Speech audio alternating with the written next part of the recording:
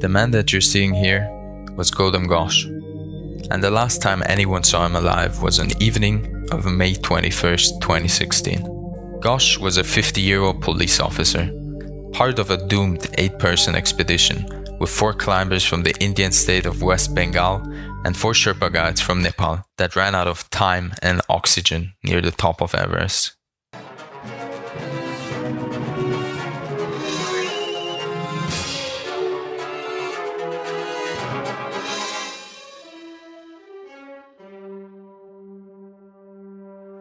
The 4 Bengali climbers were eventually abandoned by their guides and left to die. 3 did. Only one, a woman named Sunita Hazra, survived, as did the guides.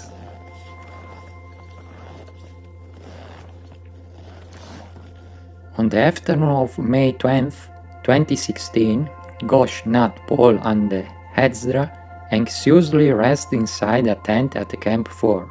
They wore oxygen masks and bright, bulky snow suits filled with down. Finally, after weeks at base camp and on the lower slopes of Everest, they were within reach of the summit.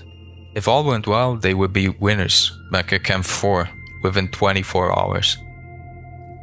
In the early evening, after dark, and later than they had planned, they emerged from the tent, each with a guide.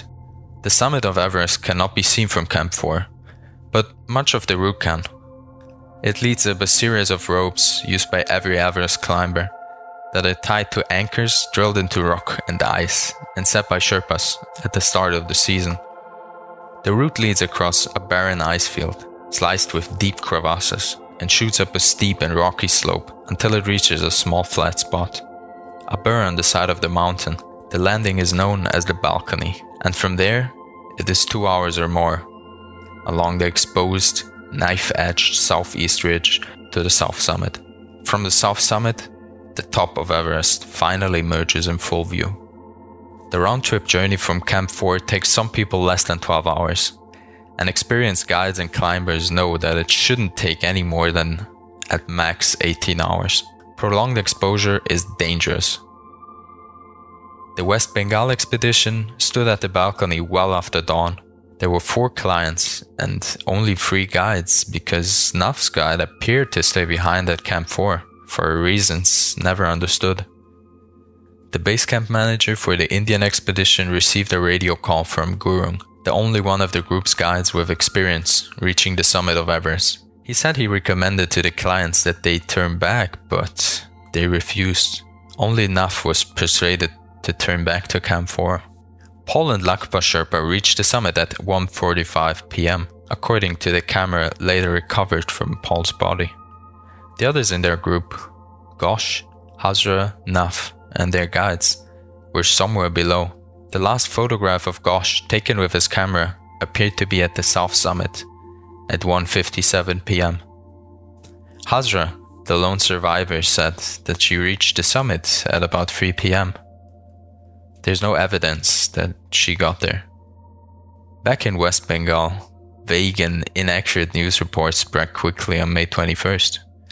The climbers had reached the summit.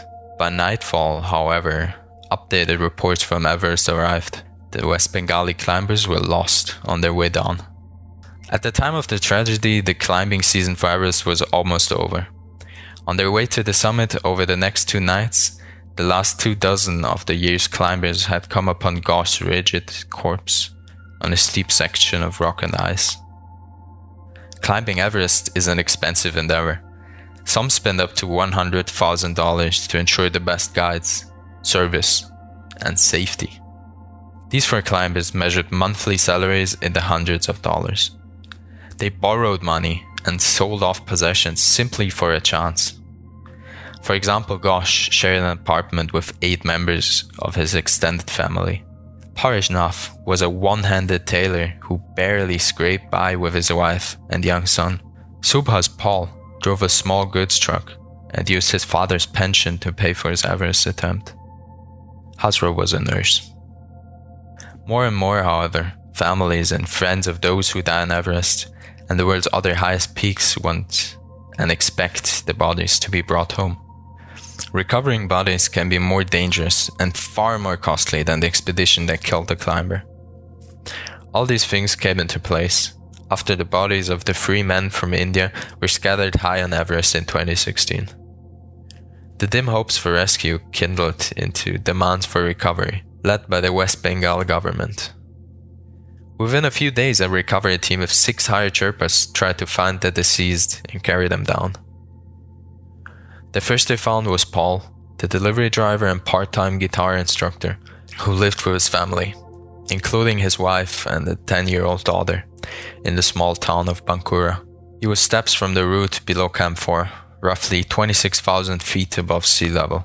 It took 4 hours to chip and pry him from his icy grave, and another 12 to drag him to Camp 2, where a helicopter carried the body to base camp.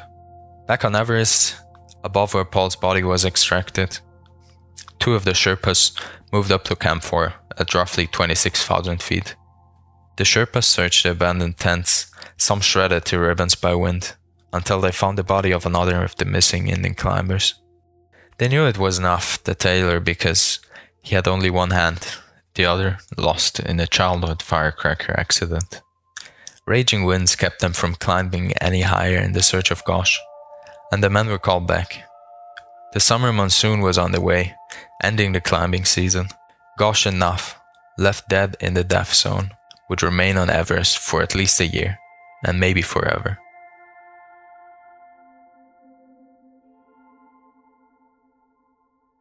The first photographs arrived on Tuesday, May 16, a day after the 2017 season opened. The photo showed a body in a faded yellow snowsuit, bent like a horseshoe, and half buried in snow.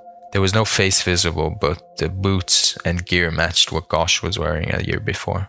Everyone agreed it was Ghosh's body. 3 men from the West Bengal government rushed to Kathmandu. They quickly struck a deal with Mingba Sherpa, owner of the 7 Summit Treks, a major Himalayan expedition company based in Kathmandu. The sides agreed on a price that the government would pay for the 2 bodies to be recovered, $90,000. Sabita Naf and Chandana Ghosh received calls from a government official, asking them to sign a certificate to allow for the attempted recoveries. They agreed. Nepal's Department of Tourism, which oversees the country's mountaineering trade, placed only one major provision on the operation. It did not want the bodies coming down at the same time that hundreds of climbers were going up. It was late May, the tail end of the Everest climbing season, when 5 hired Sherpas quietly left Camp 2 at 1 a.m. About 11 a.m., the retrieval Sherpas reached Camp 4, a ghost town of abandoned tents and gear so late in the season. A few hours behind them, following the same route, 6 more Sherpas left Camp 2 and headed to Camp 4. Their mission was to recover Naf. At 1:39 p.m. local time on a Wednesday afternoon, the recovery team searching for Ghosh got to his body. 5 Sherpas surrounded the frozen corpse. They swung axes at the body's edges, trying to pry it from its icy tomb. The sun was shining, but the air was dangerously cold and thin at 27,300 feet above sea level. More than a year of exposure to the world's wickedest elements had blackened and shriveled the man's bare face and hands.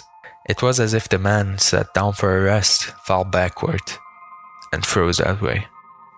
The Sherpas picked at the body and used gestures and muffled words to decide how best to move it off the mountain. The ghoulish face and bone-white teeth scared them, so they covered the head with the jacket's hood. There was no time to linger. That altitude is called the death zone for good reason. The Sherpas knew from experience how difficult it was to scale the world's highest mountain. The Sherpas connected Ghosh to a new rope. When the body moved, it moved as one piece, without torque.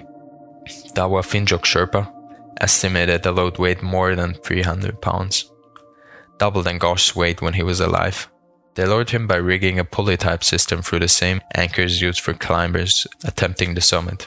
The Sherpas assigned to get his body had been working nearly 28 hours, but Ghosh's journey was held up, awaiting Naf and the helicopter that would carry them off the mountain. The body of Naf, still in the red and black snowsuit that he sewed for himself, reached the Camp 2 at about 2 p.m. Thursday, May 25th. He was wrapped in a plastic stretcher. When the Sherpas called the base camp, they were told the helicopter would not come that day. What the Sherpas did not know, and what the families of Ghosh and Naf did not know, was that they were also waiting for the body of another Indian climber, one who had died just a few days before.